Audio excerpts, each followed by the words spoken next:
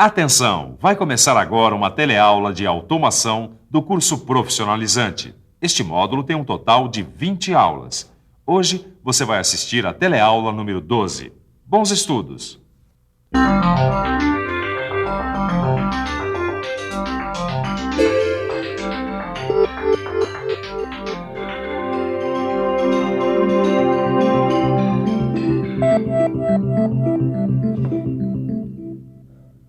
A nossa teleaula de hoje começa com um problema.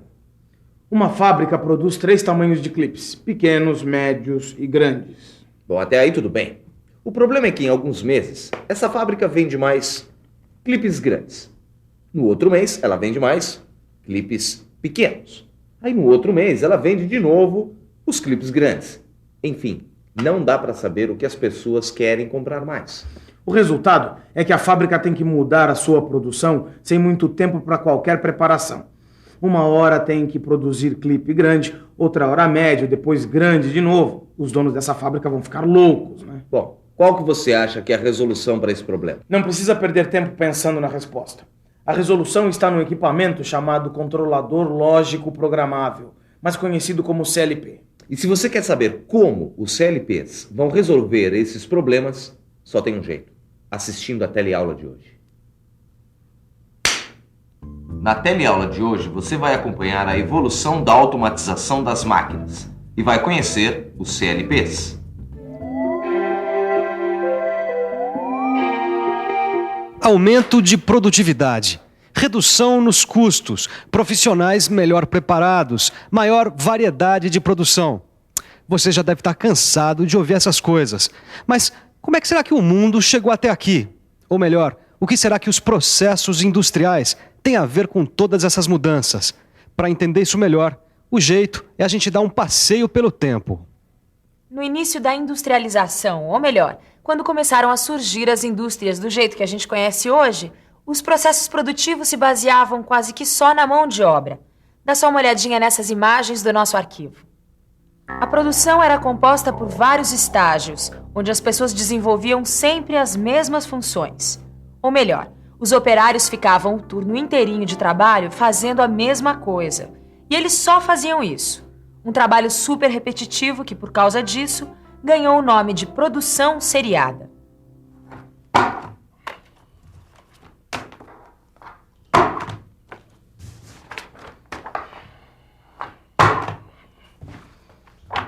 Chega! Câncer! Calma, Torquato. Pois é, mas não eram só os operários que ficavam o tempo todo na mesma função? As máquinas também. E elas funcionavam como esse furador aqui, que só furava. E o pior ainda, só faziam um tipo de furo. Por outro lado, os operários falaram o que eu falei. Chega, cansei. Porque com o tempo eles começaram a se valorizar. Eles não queriam mais ficar o tempo inteiro apertando o mesmo botão. Consequentemente, como vocês podem imaginar, as máquinas e equipamentos começaram a ser modificados. Não dava mais para se ter uma máquina que só faz furos iguais, e muito menos operários fazendo serviços muito pesados para um ser humano. Para nosso alívio, as máquinas começaram a fazer os serviços mais pesados e os operários ficavam só na supervisão. O primeiro passo para libertar o homem do trabalho mais pesado, ou seja, para integrar o operador e seu instrumento de trabalho, foi colocar sensores para indicar a situação da produção e atuadores para melhorar a relação entre o operador e a máquina. Essa alteração, que já foi uma revolução, recebeu o nome de sistema automático.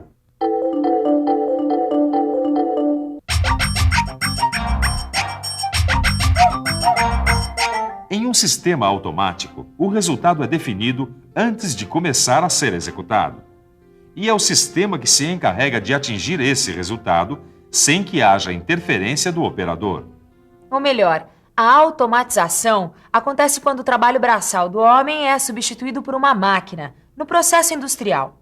É claro, essa automatização das indústrias só foi possível com os avanços da eletrônica. Afinal, só aí apareceram os circuitos eletrônicos, capazes de realizar funções lógicas e aritméticas com os sinais de entrada e saída. Quer dizer, capazes de organizar os sinais das operações. Consequentemente, as máquinas começaram a operar com maior independência.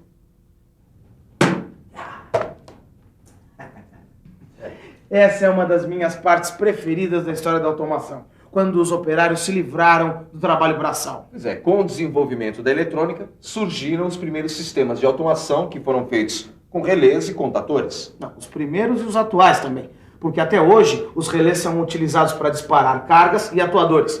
Quer ver? Os sinais dos sensores que são acoplados às máquinas acionam circuitos lógicos e os relés disparam as cargas ou atuadores. Pois é, e voltando à nossa história, com esses componentes foi possível montar os primeiros sistemas de automação, rígida e flexível. Sistemas de automação rígida e flexível complicou? Então calma aí que você já vai ficar por dentro.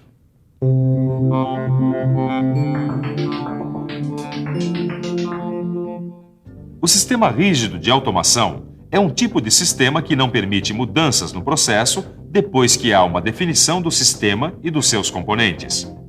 Já o sistema flexível permite algumas alterações, como a inclusão e a retirada de entradas e saídas. As máquinas de tear são um bom exemplo para a gente ver a transição de um sistema rígido de automação para um sistema flexível. Quando começaram a ser acionadas por controle automático, as máquinas de tear só produziam um modelo de tecido, de padronagem, de desenho ou estampa. Portanto, era um sistema rígido. Aí, com o tempo, foram introduzidos os sistemas automáticos flexíveis e as máquinas de tear começaram a produzir diversos padrões de tecidos diferentes. O que é possível porque as máquinas de tear com sistema flexível são compostas por sistema de entrada de informações do tipo de tecido e ainda sistema de acionamento por bobinas ou solenoides, que se movimentam obedecendo uma sequência definida no sistema de entrada. Ou melhor, as máquinas antigas têm uma fita perfurada, com indicações do padrão do tecido que vai ser fabricado.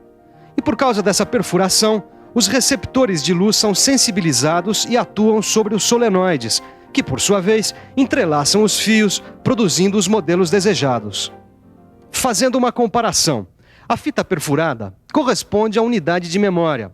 Os sensores correspondem aos receptores de luz e os solenoides correspondem às saídas. Mas essa evolução não parou por aí, não. Com o avanço da eletrônica, as unidades de memória ganharam mais capacidade, o que possibilitou um armazenamento de mais informações ainda. E com isso, os circuitos lógicos ficaram mais rápidos, mais compactos e capazes de receber mais informações de entrada, podendo atuar sobre um maior número de dispositivos de saída. E aqui está o resultado dessa evolução, o microprocessador, também conhecido como CPU. Em máquinas poderosas como essa, a gente pode encontrar CPUs que vão buscar as informações na memória e nos dispositivos de entrada, e a partir dessas informações, entender a sequência lógica de um programa e acionar as saídas. Ou seja, eles geram sinais que vão movimentar máquinas e equipamentos. Falando em entradas e saídas, chegamos à grande estrela da nossa teleaula, os CLPs. Ou melhor, os controladores lógicos programáveis, a próxima evolução industrial da nossa história. São equipamentos eletrônicos de última geração que, como não poderia deixar de ser, são utilizados nos sistemas flexíveis. São rápidos, versáteis, dinâmicos. Torquato menos, a gente não está aqui para vender nada. A gente está aqui para explicar como os CLPs podem ajudar na resolução dos problemas da fábrica de clipes. Deixa comigo. Os CLPs permitem que a lógica que aciona as saídas possa ser desenvolvida ou alterada com muita facilidade. É melhor deixar comigo. O que ele quis dizer é que com muita facilidade os CLPs permitem que haja uma mudança na produção. Assim você pode passar do clipes grande para o pequeno, do pequeno para o médio. E sabe como? Calma, porque os CLPs ainda têm muitas vantagens. Vocês querem ver? É isso mesmo. Facilidade é só uma das vantagens dos CLPs se comparados aos sistemas convencionais. Afinal de contas, eles ocupam espaços menores, exigem potências elétricas menores, são reutilizáveis, a sua manutenção é mais simples e são mais flexíveis.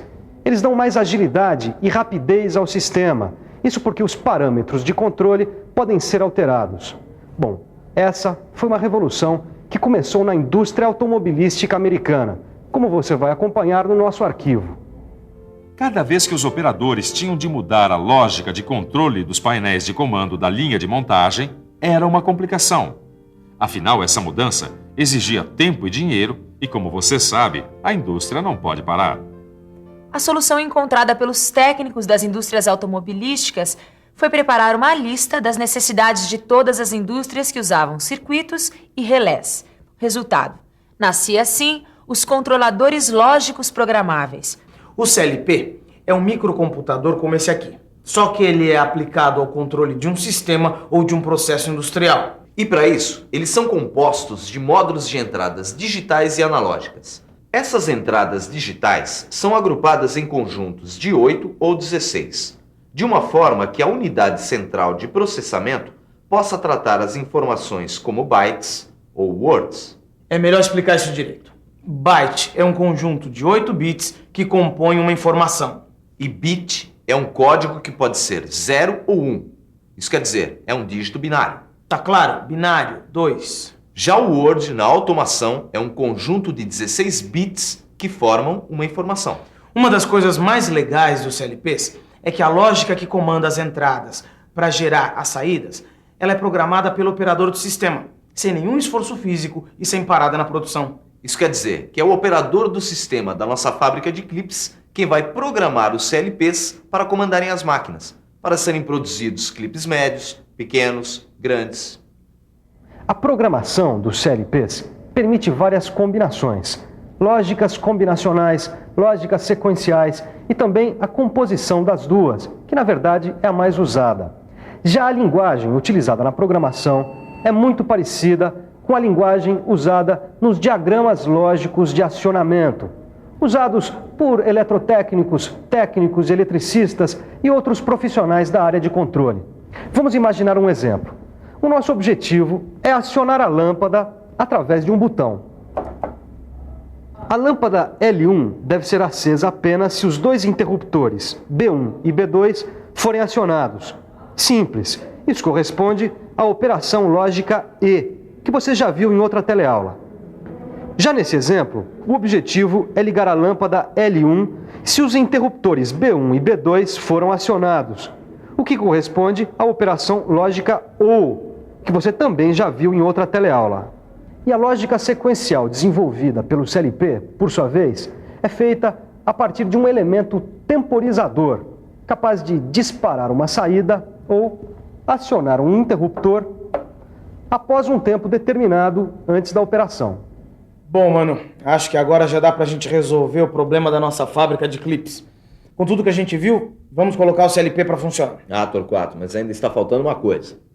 Para você instalar um CLP num sistema ou numa máquina, você precisa verificar o número de pontos de entrada, o número de pontos de saída, a velocidade do processamento, os tipos de entrada e de saída.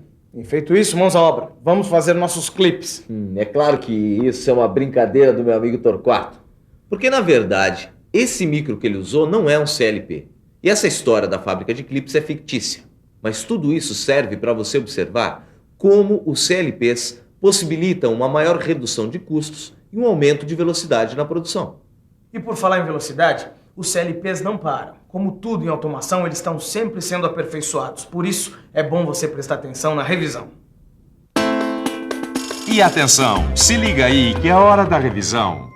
Na teleaula de hoje, você viu que a automação rígida é um sistema automático que não permite alterações em sua lógica de funcionamento. Viu que o sistema flexível de automação permite algumas alterações no sistema e nos seus componentes. Viu que os CLPs são dispositivos eletrônicos que executam lógicas combinacionais e sequenciais a partir dos sinais de entrada. Agora é com você, hein? Bons estudos e até a próxima. Vai lá.